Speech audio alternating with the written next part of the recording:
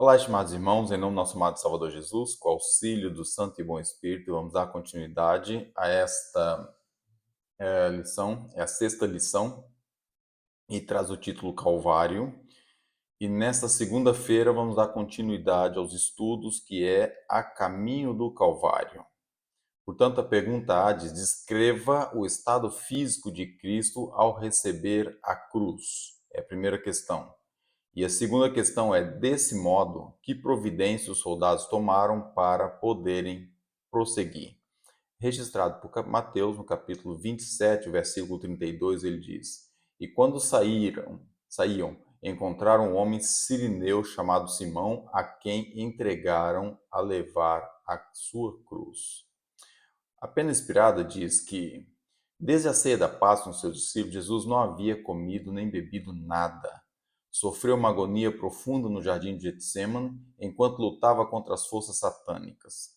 Suportou a angústia da traição, viu seus discípulos o abandonarem e fugirem. Logo depois levaram-no primeiro a Anás, depois a Caifás e em seguida a Pilatos. De Pilatos conduziram-no a Herodes e depois trouxeram de volta a Pilatos.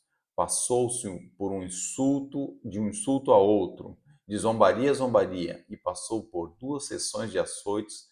Durante toda aquela noite ocorreram cenas que tentaria a alma de qualquer ser humano ao limite, mas Cristo não fracassou.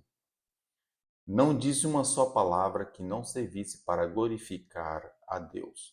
Durante todo aquele julgamento vergonhoso e teatral, ele se portou com firmeza e dignidade.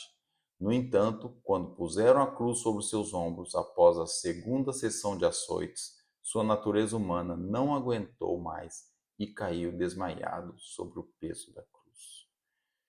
Que tremendo! Que cenário horrível! Que cenário! Até para se fosse uma pessoa, se fosse o Barrabás que tivesse a passar por uma situação dessa, era digno de olhar para aquilo e ter realmente dor, pena, sentir tristeza numa circunstância daquela. E estamos a falar do Filho de Deus, estamos a falar do próprio Jesus. É dilacerante ouvir um relato desse, ler, né? Um relato desse. Continuando a leitura. Naquele momento, um estranho, Simão, de Cirene, voltando do campo, deparou-se com a multidão. Deteve-se surpreso com a cena e expressou compaixão. Por isso os soldados o agarraram e forçaram a carregar a cruz. Claro que ele ia sentir compaixão. Quem é que não sentiria compaixão? O rosto de Cristo era um rosto que qualquer pessoa olhava para ele e via uma pessoa amável, querida, uma pessoa inocente. E de repente ele olha um cenário daquele, ele deve ter ficado espantado. Continuando. Simão já tinha ouvido falar de Jesus, seus filhos eram crentes no Salvador, mas ele mesmo ainda não era discípulo. Carregar a cruz até o Calvário foi uma bênção para ele, e Simão sempre foi grato por essa providência que o levou a aceitar voluntariamente a cruz de Cristo e carregá-la com alegria. Portanto, que imenso privilégio ele teve sem saber exatamente o que estava ali fazendo. Ele tinha noção do Jesus, tinha noção quem era, tinha noção, mas talvez a sua mente, no momento em que ele estava carregando a cruz, não sabia exatamente o que estava fazendo. Ele pode ter alcançado isso depois, quando foi realmente saber mais detalhe, interessar-se mais profundamente, porque a cruz foi a sua conversão. E realmente foi uma bênção para ele, foi um privilégio muito grande ele fazer isso. Então, o estado físico de Cristo era pior, era do piorio. Imagine que ele estava de quinta-feira, do Getsemane, à tarde, isso já era sexta-feira, por volta do meio-dia, ele estava ali carregando a cruz.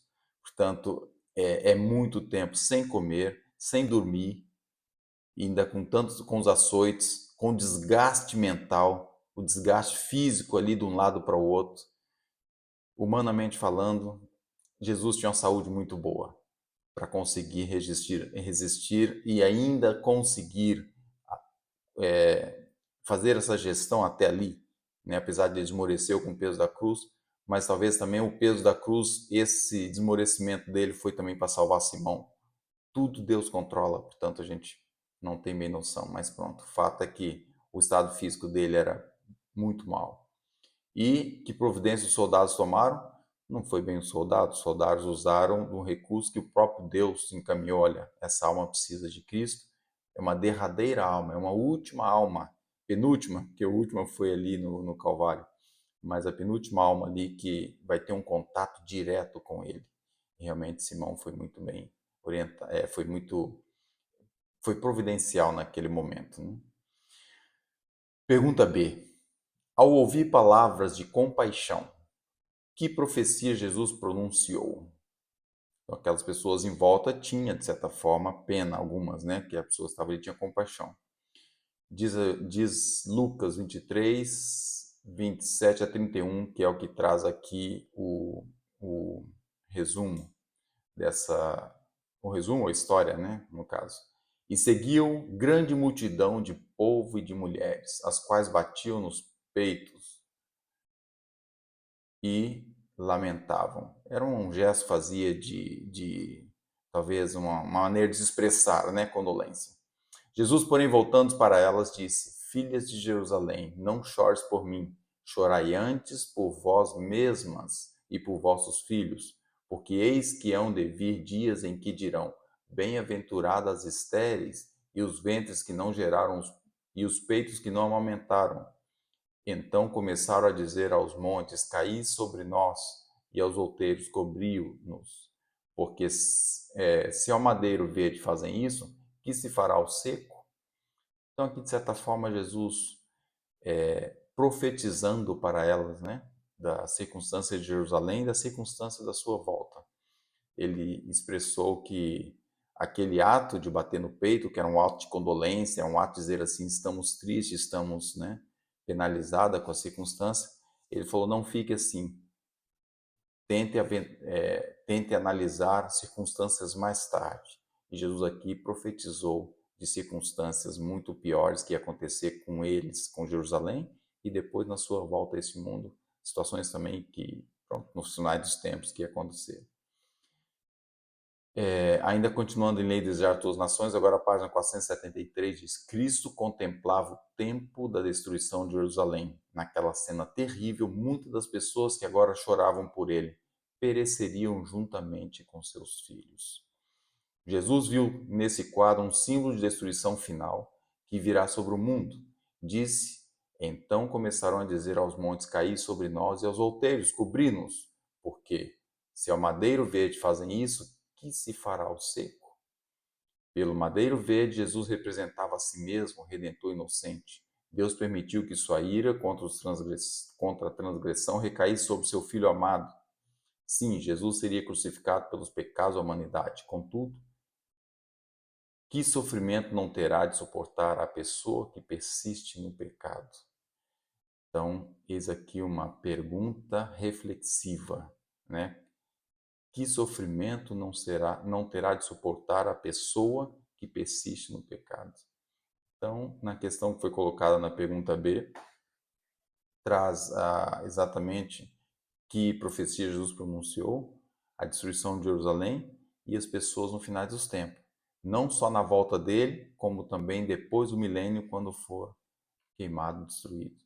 Portanto, essa parte da lição, essa parte do caminho do Calvário, traz para nós uma reflexão muito grande. Nós podemos ser o Simão, podemos chegar ali ao pé da cruz e se arrepender. E podemos ser também os soldados, aquelas pessoas brutas que estavam ali, aqueles que lidaram com Jesus e foi mais um. Podemos ser o Pilatos, que na hora do decidir, na hora de tomar uma posição, a gente fica ali entre sol e chuva, né, tentando contornar a circunstância. A verdade é que todos nós vamos ter que fazer escolhas muito sérias. E essa lição para nós é algo tremendo. Está trazendo exatamente, lembrando o que Jesus fez, o que ele trilhou, o caminho tudo que ele passou aqui na terra, com um único objetivo: salvar a mim e salvar a você. E a graça está aberta para todos nós. Para nós é de graça, mas o preço foi muito alto. Nós vamos a ler ali o preço que foi pago, foi muito alto. É o Filho de Deus, ele é que estava ali passando toda essa aflição. Então vamos fazer jus a isso. Vamos entregar a nossa vida, vamos abrir o nosso coração, não vamos deixar que as raposinhas nos levem para o inferno. Porque o diabo não precisa ver um grande pecado ali, um dos 10 mandamentos transgredido abertamente. Ele não precisa disso. Ele só precisa você com uma raposinha no coração. Aquela coisinha que você fala assim, acho que isso não tem problema. E ele com isso está satisfeito, porque é isso que vai te destruir e é isso que vai levar você a dar um mau exemplo a outras pessoas. Nós temos uma responsabilidade muito grande, como a lição passada falou. Quanto mais conhecimento temos, quanto maior a nossa posição, mais responsabilidade nós temos para com nossos semelhantes.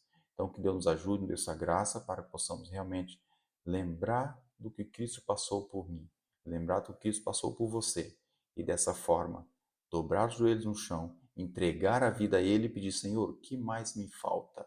Ajuda-me.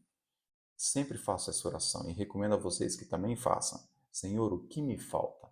Ajuda-me naquilo que eu não sou capaz, naquilo que meu coração não quer ceder. E cada degrauzinho que a gente sobe é um pouquinho mais do caráter melhorado na perfeição pela graça de Cristo. E se nós continuarmos nesse trajeto, quando Ele voltar, o restante, a graça dele vai completar. Que Deus abençoe a sua graça para que possamos enquadrar dentro daqueles que vão estar entre os 144 mil esperando Jesus nas nuvens dos céus. Esse é meu sincero desejo para mim e todos vocês hoje. Amém.